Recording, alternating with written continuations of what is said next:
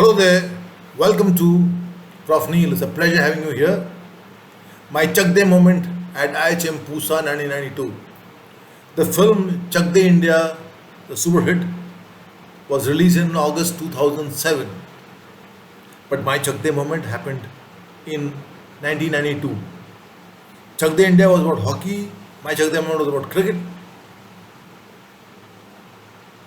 And in 1992, somewhere when I was teaching at Delhi Pusa, IHM Pusa, the boys had wrangled an invitation from the organizers of the Thumbs Up Inter-Hotel Cricket Tournament, and Mr. Andrews, the principal, called me and handed over the responsibility of the cricket team to me. And it was going to be played at the Deer Park ground opposite the IIT Delhi. It's a huge ground, bigger than normal grounds. The challenges I faced. I'm an ordinary gully cricketer who played tennis ball cricket only, and then played for my college team when I was as a student, and of course played those inter-class and the inter-house matches more to make up the number 11, not because of my skills, and also for my inter-departmental matches in the hotel industry, again to make up the numbers. So ultimately, I had a problem of I could not teach these boys. Instead, I had to learn cricket from them. Most of them had played competitive cricket at school level or district level or state level. A couple of them had played under 17 at under 15, under 17 at district and zonal levels. Now, where do I teach them cricket? I learn from them. Another challenge I faced was out of the 16, the second years had probably about 80% of the team was composed of second years. The first years had two of them, and the third years had about four, out of which two played in the 11. The second years were four chock-a-block second years because they had won the inter-year cricket tournament, and they were very good. They were a fantastic team. There was not a single slot available in their 11 in the inter-year tournament. My job was cut out. I had to manage the second years. That they don't create any problems for the captain or third year person, for the team. It was analogous to the situation of the Indian cricket team in the 70s, when they used to say that it was easier to get into the Indian team than to get into the Bombay team. It is so true.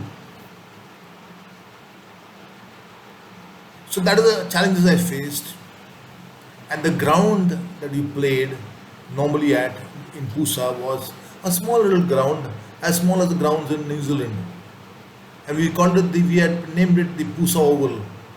So Pusa Oval was where you flick and it goes for a six. You touch the ball on the offside, it goes for four. So there was no problem at all. But this was a bigger ground, so we had to revise our strategy and tactics. So I realized that, and if you realize that in 1983, the World Cup team that won the World Cup was not the same team that went to 1985, the World Championship of Cricket in Australia. The selectors have chosen young legs, had chosen fresh legs, youth. So the grounds were bigger there. Sandeep Patel was not there in the team in 1985 in the World WCC. So there they needed people, fielders who were good, bigger grounds, who would run fast, run between wickets faster. So I in a way I chose the same tactics. I simulated the Pusa Oval like the Deer Park. What I did was I got the permission from the principal to excuse these boys from the classes in the evening after the tea break for practice. The boys thought they were just going to be bowling, batting. That's it. At the most, feeling a little bit, but they didn't know that I had my lesson plan also again for that cutout. So every evening we went there. We ran 20 rounds around the ground, and then we did what we had to do. Went back to basics. At the other end of the ground, I was standing with the wicketkeeper and with one stump in the ground. They had to run in, pick up the ball and hit the stump, the single stump, or find the wicketkeeper's gloves. Either of the two, or they have to repeat it again and again. 20 times every day for each player. 20 times that throws, 20 throws, 20 catches, and then the running between wickets without any ball, only the bat. With I was trying to give the timer, so I would time each one of them. I wanted them to run.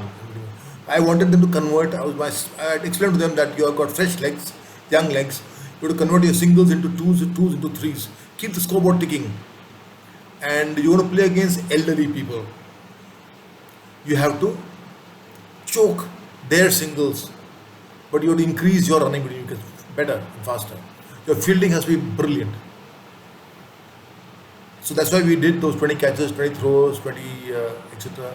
And the bowlers, of course, had to bowl to one stump repeatedly, off stump, on and outside the off stump, off middle strategy, or little bit outside off.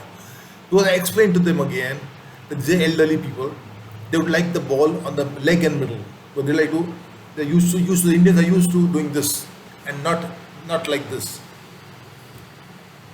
So that's it. That's the story. And all these measures, all these, and about that, they never ever dissented. They obeyed my instructions to the T, completely and absolutely. I had earned the respect in the classrooms as a martinet, an absolute martinet. And here also they were aware that I had not played cricket at any level, but I had a sporting pedigree that I had played basketball, football, and handball, hockey for district level.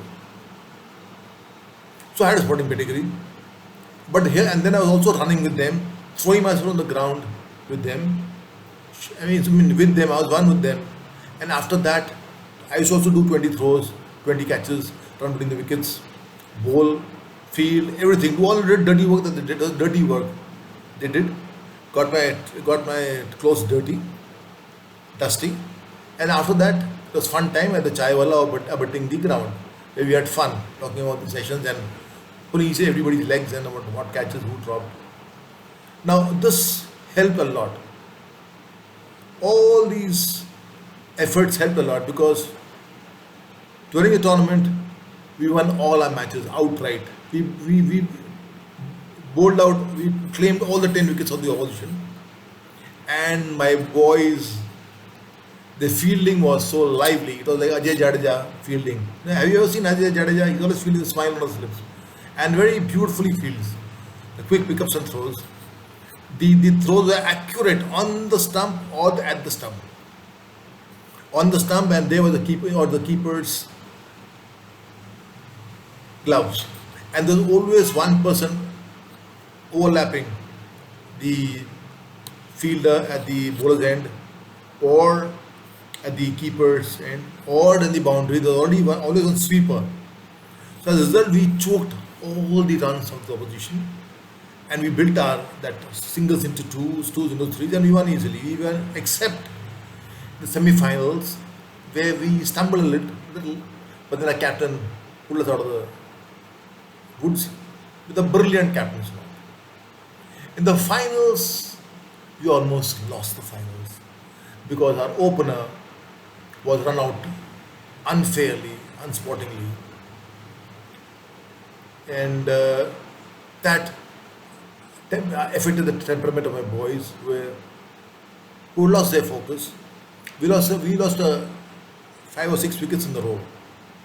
Now again, this chuck day spirit, or this chuck day experience of mine, moment of mine at IHM USA, there was around one player, Yogesh Khattar, my number 3 batsman, left-hander, the finest batsman I had in my team, the best batsman of my team.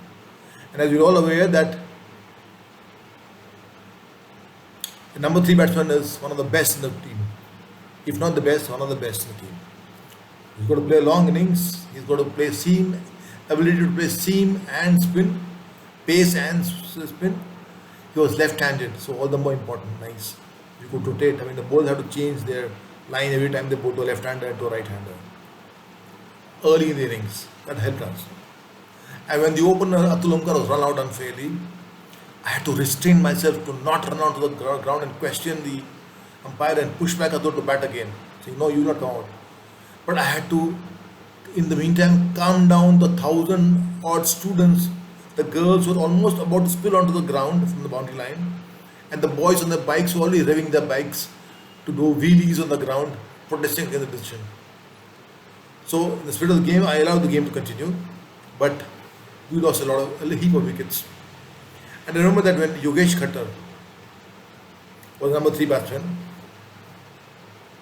I had benched him and not played him during the league games at all from the first match to the end. In the first match, in the league games, I thought, why should I play these certainties who are going to be certainties 11? Let the probables get a chance. So I told Yogesh Khattar in the first match, I said, please sit out, be the 12th man, carry the drinks. He felt insulted. The second days could have killed me and buried me there. That how could I ask Yogesh Khattar to sit out? But I want to rest the certainties. I want to give the probables a chance. It's very which is important. They also should get a chance to prove themselves. Yogesh left the ground. He didn't come back that day. But he came back the next day, sat there in silence. I didn't talk to him, he didn't talk to me. We both kept watching the match. I did not play him. Till the finals, he was surprised when when I read out his name at number 3. His face betrayed that he was a little shocked. And when that wicket fell, 2 wickets fell, and he was about to go in, I said, Yogesh, you are going to help me win that trophy. And he did help me win that trophy with a brilliant 47 not out, calm and sedate, calming the nerves of all other batsmen. And when he scored that winning hit, he looked at me with a smile and pointed at the bat in my direction of the flourish. Like, I did that for you. I did that, right? You needed me to win that match. I could only smile and say yes. Well, I had determined that I would not play him. I would rather lose the tournament, but not allow a player's attitude to rule the team spirit. No.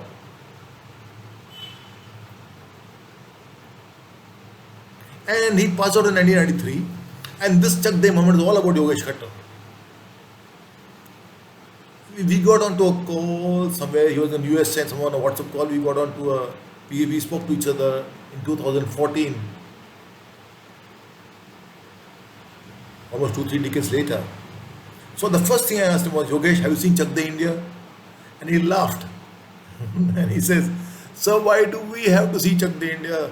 I said, why? I said, I tell every person who's sports minded to see Chak De India. Such a beautiful. He says, sir, Chak De India script was written and played at the Deer Park, Delhi in 1992. It was released only in 2000. Chak De India was released in 2007.